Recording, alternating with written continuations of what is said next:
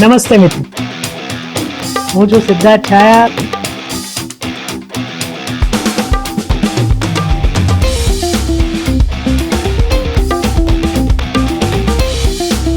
તો સ્વાગત છે તમારું સિટ ટોક્સમાં.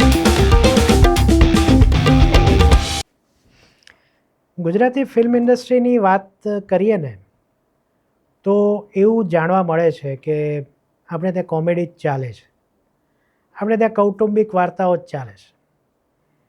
ઘણીવાર ન્યૂઝ ચેનલોમાં પેલું આપણે કહીએ ને કે આને ત્યાં ડાકણ આવી ગઈ ને અહીંયા એક્સિડન્ટ થયો ને, એટલે આપણને થાય કે યાર આવું કેમ દેખાડે છે આ લોકો.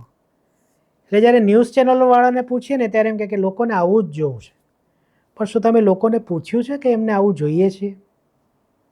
આવું જ ક્રિકેટની હિન્દી કોમેન્ટ્રીમાં પણ છે કે ક્રિકેટ સિવાય બધી જ વાત થતી હોય, શેરો શાયરી મુશાયરો ચાલતો એવું લાગે. તો ગુજરાતી ફિલ્મો વિશે પણ મને વ્યક્તિગત એવું લાગે છે કે શું આપણે ગુજરાતીઓને પૂછ્યું છે કે આપણને કોમેડી જ ગમે છે? આની પાછળ ઘણા લોજિકલ કારણ છે, એના વિશે આપણે આ વિડીયોમાં ચર્ચા કરીશું. નમસ્તે અને સિટ ટોક્સમાં તમારું ફરીથી સ્વાગત છે. હું છું સિદ્ધાર્થ છાયા. છેલ્લા 1.5-2 વર્ષમાં ગુજરાતી ફિલ્મોમાં ઘણા પ્રયોગો થયા. એની શરૂઆત વશથી થઈ, પછી એક સરસ મજાની મૂવી જે ચાઇલ્ડ એબ્યુઝ ઉપર હતી એવી જગત આવી. ફરી પાછું વશ લેવલ 2 આવ્યું અને હમણાં 2 વીક પહેલાં નાનખટાઈ મૂવી આવી. આજે 4 મૂવીની વાત કરીએ, એમાંથી 2 તો સુપર હિટ ગઈ, એટલે પહેલો વર્ષનો ભાગ હતો એ કમર્શિયલી એટલો વાયરેબલ ન નીકળ્યો, પણ એની રીમેક બની અને આખા ઇન્ડિયામાં ખબર પડી કે ગુજરાતી ઇન્ડસ્ટ્રીમાં પણ આવી ફિલ્મો બને છે. ભલે એકમાત્ર બની એ વખતે, પણ આવી ફિલ્મ બને છે.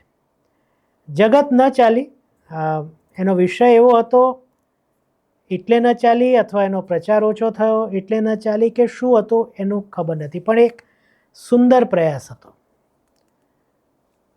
વર્ષ લેવલ 2 છવાઈ ગઈ છે અને હિન્દીમાં પણ ડબ કરવામાં આવી અને એક નવી વાત કરવામાં આવી. નાનખટાઈ પણ એક નવો પ્રયોગ છે જેને ઓન્થોલોજી કહેવામાં આવે છે, કે એક વાર્તામાં 3 જુદી જુદી વાર્તા હોય. તો એ મૂવી ચાલી નહીં, અને ચાલી નહીં એનો મતલબ તો એવો થયો કે 1 વીકથી ઉપર ન જઈ શકી મૂવી. તો આ ઘણા બધા સવાલો ઊભા કરે છે. મેં જેમ શરૂઆતમાં કીધું એમ વર્ષ લેવલ 2 સાથે આવેલી બચ્ચુની બેનપણી એ અત્યારે પણ બહુ જબરદસ્ત કમાણી કરી રહી છે. તો એ બાબત તો એ પાકી કરે છે કે ગુજરાતીઓને કોમેડીમાં વધુ રસ છે. પણ જ્યારે આપણને વધુને વધુ એકની એક વસ્તુ ખાવામાં આપવામાં આવે તો એ પછી આપણને અમારે સૌરાષ્ટ્રમાં કહે કે અપકે ચડી જાય, એટલે પછી ગમે નહીં, મોઢું ભાંગી જાય, આવા બધા શબ્દોનો ઉપયોગ થતો હોય છે. તો શું આપણી સાથે એવું જ થઈ રહ્યું છે? દર અઠવાડિયે એકની એક ટ્રીટમેન્ટ કે ખાસ કંઈક નવું કર્યા વગરની વાર્તાઓ આપણી સામે આવે છે, એટલે આપણે જોવા નથી જતા. કેમ લોકોએ વશને પછીથી વખાણી? કેમ લોકોએ વશ 2 જોવા માટે દોડાદોડી કરી દીધી? કેમ લોકો જગતને જોવા ન ગયા કે નાનખટાઈને જોવા ન ગયા? તો આની પાછળના જે મને કારણ લાગે છે એ છે કે અત્યાર સુધી આપણે જે એક ઘરેડમાં ચાલી રહ્યા છીએ એનાથી જ્યારે પણ આપણે અલગ કરીશું ત્યારે એકાદો પ્રયાસ સફળ જશે, એકાદો પ્રયાસ નિષ્ફળ જશે. પણ જો આ પ્રયાસો સતત ચાલુ રહેશે તો એક દિવસ એવો આવશે કે ગુજરાતી ફિલ્મોની પણ એક ઓળખ બનશે. કારણ કે આપણે ગુજરાતીઓ, આપણે તમિળ ફિલ્મો જોઈએ છીએ, આપણે મલયાલમ ફિલ્મો જોઈએ છીએ, સાઉથની ફિલ્મો, એવી ફિલ્મો જેમાં ડીપ મેસેજ હોય છે અથવા તો ક્રાઇમ થ્રિલર હોય છે. મારા જેવો મરાઠી મૂવી પણ જુએ છે. તો એ વિષયો જે આપણે માણીએ છીએ એ આપણી ભાષામાં આવે, એ પ્રકારની કોઈ અલગ પ્રકારની મૂવી, તો એને આપણે કેમ નથી સ્વીકારતા? એનું એક કારણ અત્યારે જે મને લાગી રહ્યું છે કે આવા પ્રયાસો છૂટાછવાયા છે, અને જગત છે કે વર્ષના બંને ભાગ છે કે નાનખટાઈ છે. હું તો હિંમત કરીને આમાં વિક્ટર 303 પણ મૂકીશ. એ નવા પ્રકારનો પ્રયોગ હતો એવું હું એટલા માટે કહું છું કારણ કે આવી માસ મૂવી જેને કહીએ ને એવી ગુજરાતીમાં ઘણા વર્ષોથી બની નથી. થ્રુ આઉટ એક્શન મૂવી, હા એમાં લવ પણ હતો, એમાં માફિયાની પણ વાત હતી, ગેંગ વોર પણ હતી, પોલીસની પણ એક ઘટના હતી વચમાં, ઇમોશન્સ પણ હતા જોરદાર. તો આ પણ એક અલગ પ્રકારનો પ્રયોગ હતો, પણ એ પણ ન ચાલ્યો.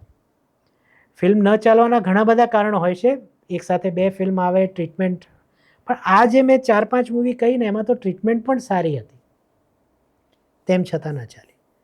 તો એક વિચાર એવો આવે કે લોકોને ગમે એવી મૂવી બનાવવી જોઈએ, નહીં કે ડાયરેક્ટર કે પ્રોડ્યુસર પાસે કંઈક અનોખું હોય તો. સાચી વાત છે, જ્યારે કોઈ પ્રોડ્યુસર 2-5 કરોડ રૂપિયા નાખતો હોય તો એની અપેક્ષા તો હોય જ કે કંઈ નહીં તો હું ઇવન ઉપર તો આવી જાઉં, ન નફો ન નુકસાન. તો જો એમ જ કરવું છે તો પછી ગુજરાતી ફિલ્મ ઇન્ડસ્ટ્રીની જે આગવી ઓળખ આપણે બતાવવા માગીએ છીએ એ ક્યારે બનશે? તો એના માટે તો આ પ્રયાસો કરવા જ પડશે, એના માટે તો નાણાંનું એક રિસ્ક લેવું જ પડશે. શું એવું લાગે છે કે નાનખટાઈના પ્રોડ્યુસરને એ ખબર નહીં હોય કે આ નવો પ્રયાસ છે અને કોઈ એમને ભોળવીને આ મૂવી બનાવી ગયું? એવું તો બિલકુલ નહીં હોય. એ જે કોઈ પણ પ્રોડ્યુસર્સ છે એ લોકો પોતાના બિઝનેસમાં તો બિઝનેસમેન છે જ ને, એટલે એમને એક એક્યુમેન તો હોય જ કે કયો બિઝનેસ ચાલે કયો ન ચાલે. હા, ફિલ્મી બિઝનેસથી એ અલગ છે, પણ તેમ છતાં એમને કોઈ ભોળવી જાય એ તો હું માનતો નથી. નાનખટાઈ જેવો પ્રયોગ જે છે કે ઓન્થોલોજી જે છે ગુજરાતીમાં પહેલી વાર આવી, તો એને ન ચાલી એ જુદી વસ્તુ છે, પણ એવા સબ્જેક્ટ ચાલશે જ નહીં એવું માની લેવું મારા વ્યક્તિગત મતે થોડું વહેલું છે. આના માટે શું કરી શકાય? હમણાં અમે રિવ્યૂકારોનો જે ડાયરો થયો એમાં એક સરસ વિચાર આવ્યો કે પહેલાં દેશના લોકોને ગુજરાતી ફિલ્મો જોતા કરો. વર્ષ જોવાની ઉત્કંઠા લોકોને જ્યારે શૈતાન આવી એ પહેલાં કેમ થઈ કે ભાઈ અચ્છા એક ગુજરાતી મૂવી પરથી બની છે તો પહેલાં એ જોઈ લો ઓરિજિનલ અને પછી હું શૈતાન જોઈશ. આવા ઘણા બધાના નોન ગુજરાતીના મેસેજ મને આવેલા છે.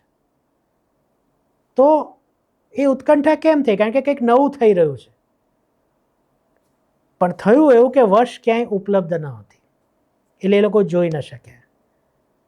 પછી વર્ષ ઉપલબ્ધ થઈ અને શૈતાન જોયા પછી લોકોએ વર્ષ જોઈ અને એવું કીધું કે વર્ષ બેટર દેન શૈતાન છે બિકોઝ ઓફ ઇટ્સ અનએપોલોજેટિક એન્ડ. તો શું એવું આપણા પ્રોડ્યુસર્સ ન કરી શકે કે ઠીક છે મારી મૂવી થિયેટર્સમાં નથી ચાલી પણ હું એને યુટ્યુબ ઉપર મૂકું, મારી મૂવી થિયેટરમાં નથી ચાલી એટલે બંનેમાંથી કોઈ ઓટીટી પ્લેટફોર્મ એને લેવા અત્યારે તૈયાર નથી તો હું યુટ્યુબ ઉપર મૂકી દઉં.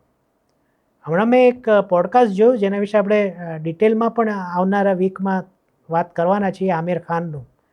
એમાં એણે પે પર વ્યૂની વાત કરી કે એક મૂવી એક વખત જુઓ તો આટલા રૂપિયા આપવાના, 100 રૂપિયા, 99 રૂપિયા જે હોય, અને મહિનામાં તમારે જોઈ લેવાની. જેવી એકવાર મૂવી શરૂ કરો એટલે એક મહિનામાં કે એક અઠવાડિયામાં એ જોઈને મૂકી દેવાની. એ જો સમય જતો રહે તો બીજા 99 રૂપિયા આપીને પછી તમારે જોવી પડે. આવો એક નિયમ છે.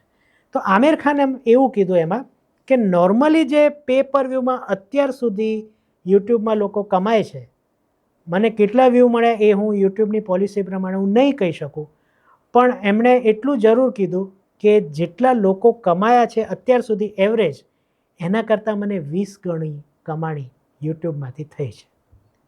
સિતારે જમીન પરની વાત છે. તો આપણે ગુજરાતી છીએ, આપણે એક અનુભવમાંથી પણ નીકળ્યા છીએ કે વર્ષો સુધી ફ્રી ટોક ટાઈમ આપવામાં આવ્યો ને પછી 250નું 300નું રિચાર્જ ફરજિયાત થઈ ગયું. તો આપણે આપણી ગુજરાતી ભાષાની ફિલ્મોને સબટાઇટલ સાથે કે પછી હિન્દીમાં ડબ કરાવીને સીધી યુટ્યુબ ઉપર ન મૂકી શકીએ? જ્યારે એક વર્ડિક્ટ આવી ગયું છે, ફોર એક્ઝામ્પલ નાનખટાઈનું, કે એક અઠવાડિયા પછી પણ ફિલ્મ આગળ ન ચાલી, તો આવનારા 2-3 વીકમાં એને સરસ ડબ કરીને કે સરસ એના સબટાઇટલ ગોઠવીને સીધી યુટ્યુબ ઉપર મૂકી દેવામાં આવે. આનાથી થશે શું કે જગત જેવી, વશ જેવી બધી મૂવી મૂકવાની. હું એમ નથી કહેતો કે અલગ પ્રકારની છે એટલે જ મૂકો. બધી જ મૂવી આવી જાય, કોમેડી જે હોય. જેમ મેં હમણાં એક રસાસ્વાદ કર્યો હતો ગુલકંદનો, Marathi movie, throughout comedy હતી પણ મેસેજવાળી હતી, મજા આવે. તો એવી પણ આપણી મૂવીઝ ઘણી જ છે કે જે કોમેડી કરતાં કરતાં મેસેજ આપે. જય માતાજી, લેટ્સ રોકવાળી જે વાત છે, તો એવી પણ મુકાય, બધી જ મુકાય.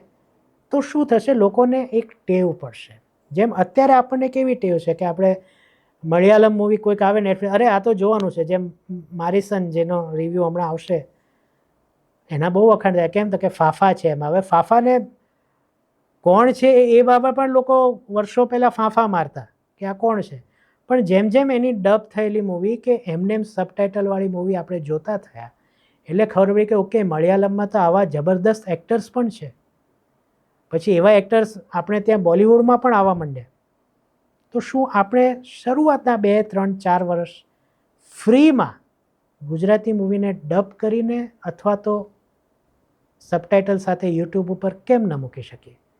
તો લોકોને ખબર પડશે કે આપણે ત્યાં વશ લેવલ 2 જેવી જબરદસ્ત થ્રિલર બને છે, કે પછી જગત જેવી હલબલાવી નાખતા વિષય ઉપર, ચાઇલ્ડ એબ્યુઝના, ગુજરાતીમાં આવી મૂવી બને છે, કે પછી ઓન્થોલોજી, જે આપણે વાત કરીએ તો સીધું મેટ્રો જ યાદ આવે.